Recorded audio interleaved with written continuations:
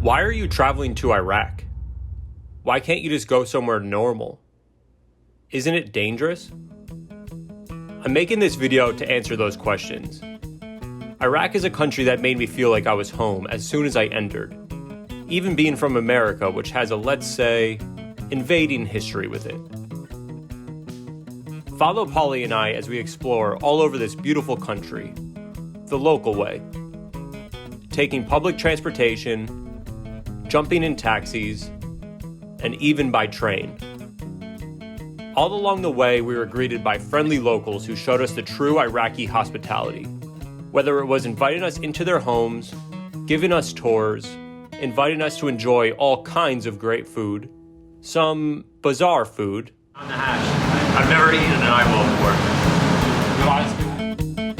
and some not so great food.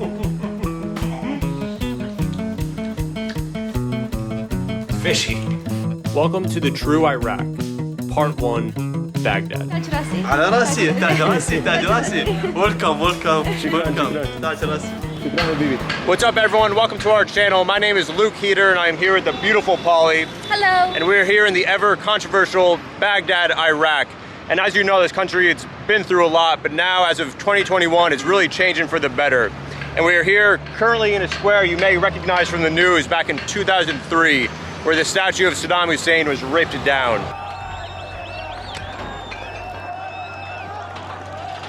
And I remember as a little girl watching it all happen on the news from thousands of miles away. And today we're gonna meet locals from Baghdad that watched it from their own backyard. And they're also the ones that are gonna show us a new, safe, and peaceful Iraq that is absolutely worth the adventure. And if you can't tell, it is so hot here right now, but it's not gonna stop us from exploring this amazing city. Let's get to it.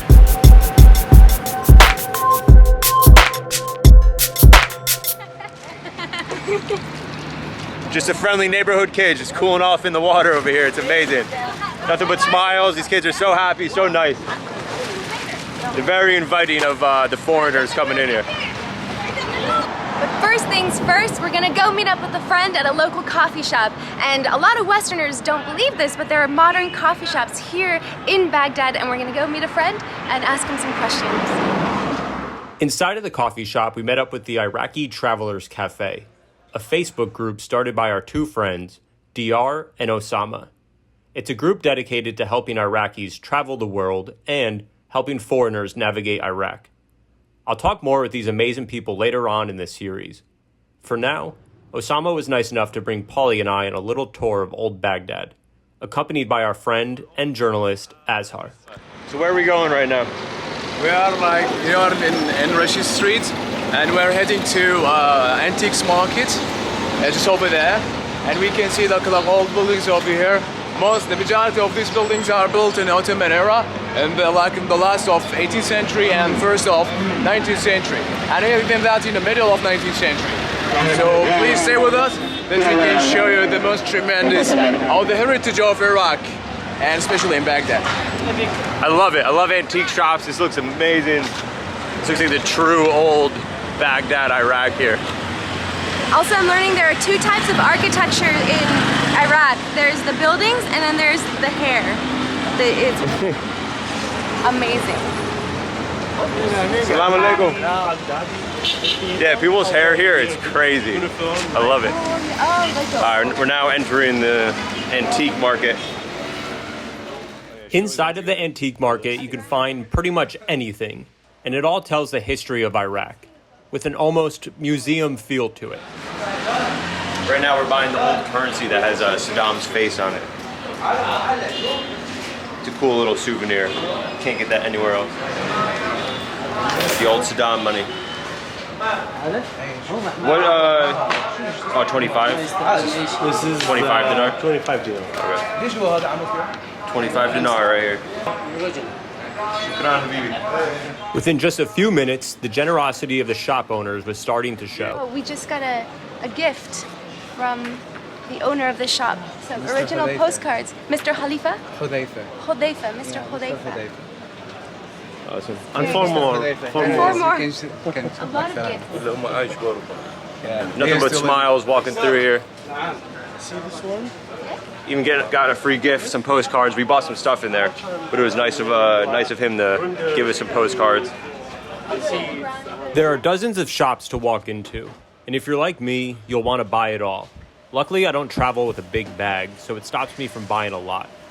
If I had a suitcase, I'm pretty sure even this thing would end up in it.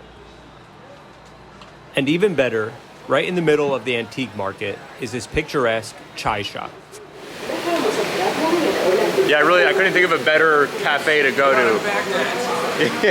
Yeah. The cool pictures of people everywhere. This is exactly what I wanted to see.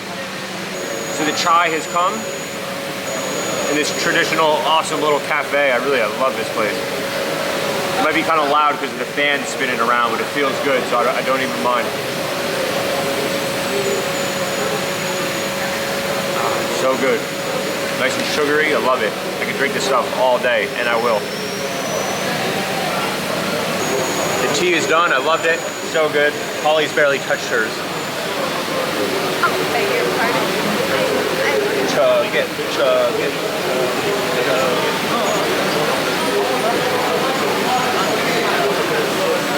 She's getting there. But I love this place. So thankful for those two for showing us around. This has been amazing so far. And we've just been here for like 10, 20 minutes. We've just begun. I fought the urge to stay there for hours and continued our adventure. And now we're walking down Al-Rashid Street. And we're heading towards a really old juice shop that's off of this street somewhere. Looking forward to a nice, refreshing juice. Jabbala Juice Shop is one of the oldest in Baghdad. They've been serving fresh pressed grape juice for generations since 1900, back when it was under Ottoman rule. And it was even visited by Saddam Hussein in 1990. Assalamu alaikum.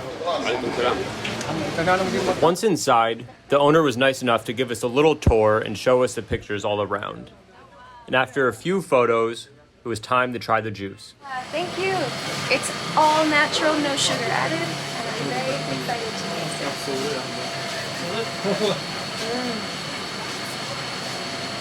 Oh man, it's delicious. It's so good. Just what I needed on this hot day. Soda juice.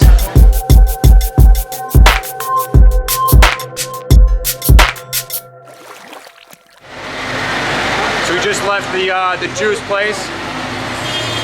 And I'm so happy that we were able to meet the owner. He was so kind. He was saying how generosity runs in the genes of the Iraqi people.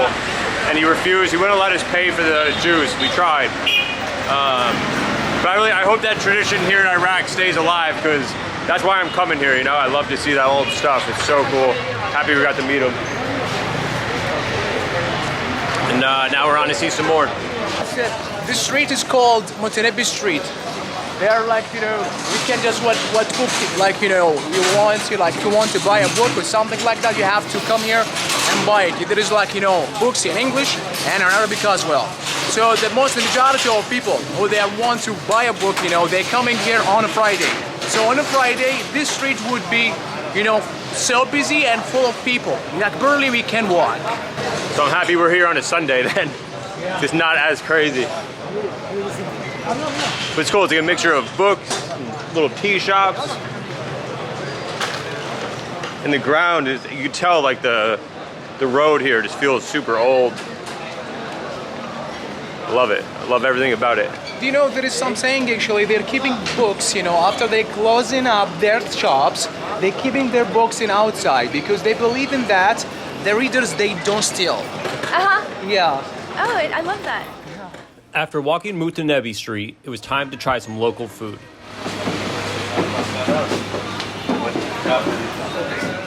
Kuba Sarai is a tiny restaurant off of Montaigne Street.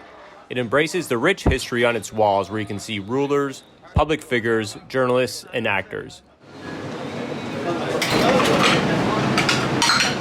The Kuba you see here is a rice ball filled with delicious minced meat.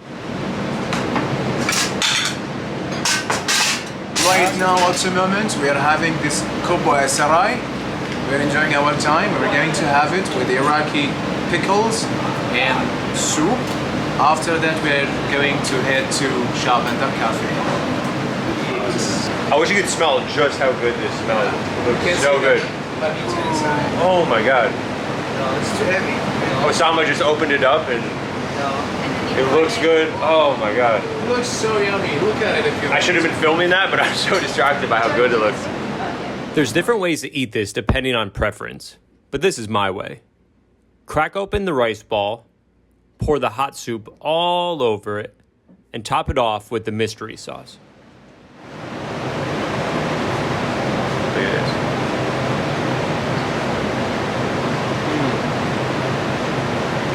Oh my god. It's like a meatball inside of a rice ball. So good.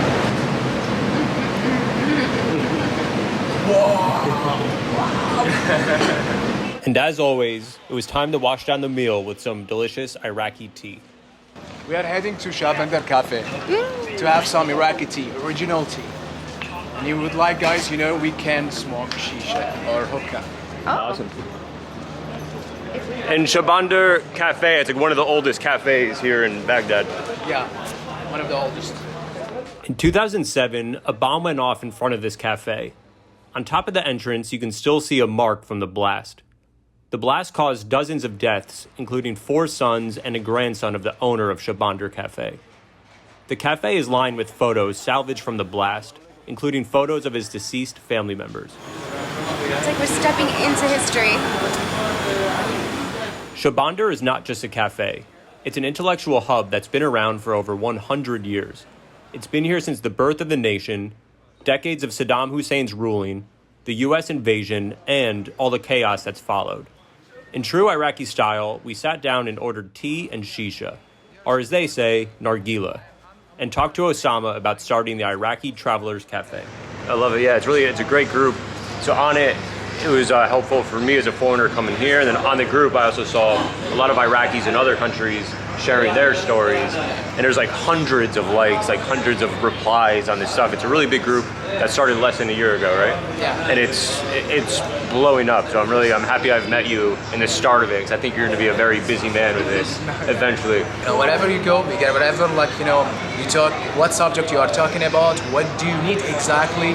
If you are like traveling inside Iraq or outside Iraq, we can get, you know, some, you know, we can like, you know, find, you know, people who they are willing to help you out with it. We are so glad to have you guys, you know, in Iraq, and hopefully, you know, after filming, after making these videos, you know, definitely there's a lot of people that will come to Iraq, and we try our best to serve them, to help them out, you know, by taking their tour in Iraq. So wherever you want to go in Baghdad or in Iraq, just let us know.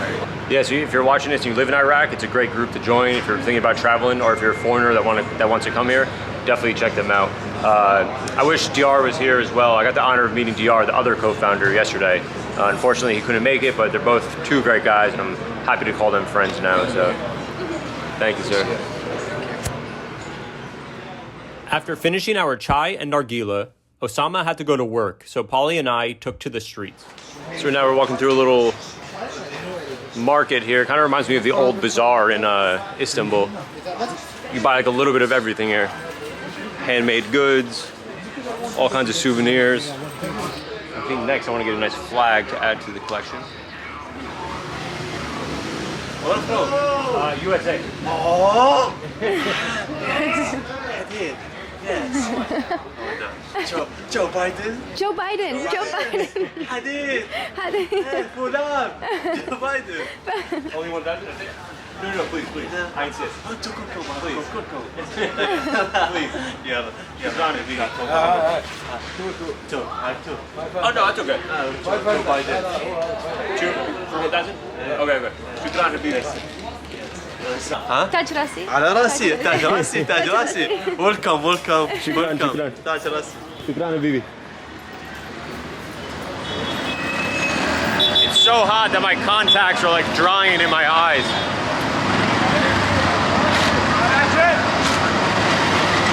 My lips are like constantly dry. Hello. people posing for the camera. Figs are my absolute favorite thing in the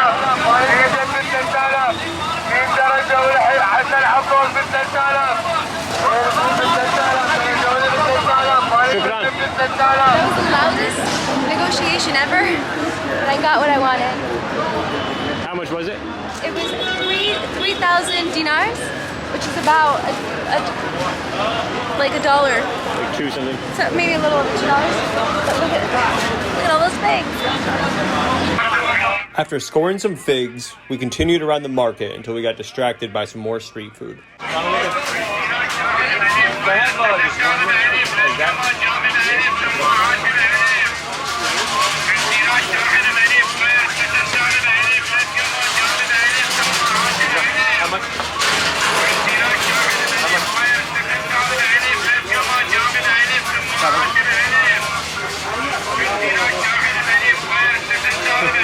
Oh, I see that. Good done. I think we had a little bit of this yesterday. I believe it was called Finger of the Lady, if I'm not mistaken. That's what it is. So good. It's like a gooey. It's like a gooey cheesecake with like walnuts on top. It's so good. I'm sweating profusely, but it's so good. Very good.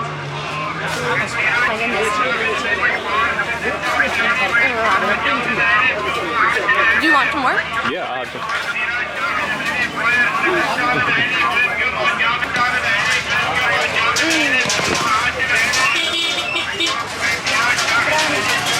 Shukran, Habibi.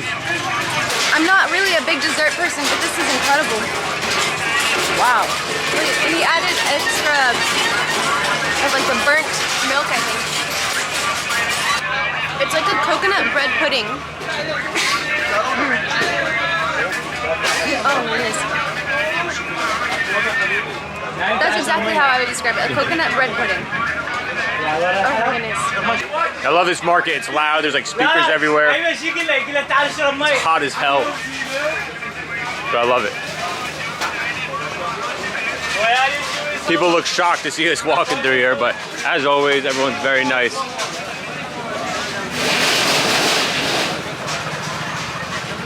I love these local markets. It's where you see the most culture. You see what people are really like here.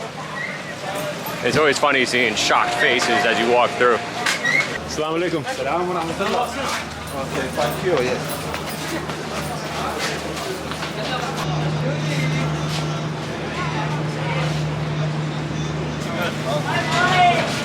When I travel, I love getting the knocked off goods for less than $5. Didn't even have to bargain it. What am I going to use it for? I have no idea, but I'll find something.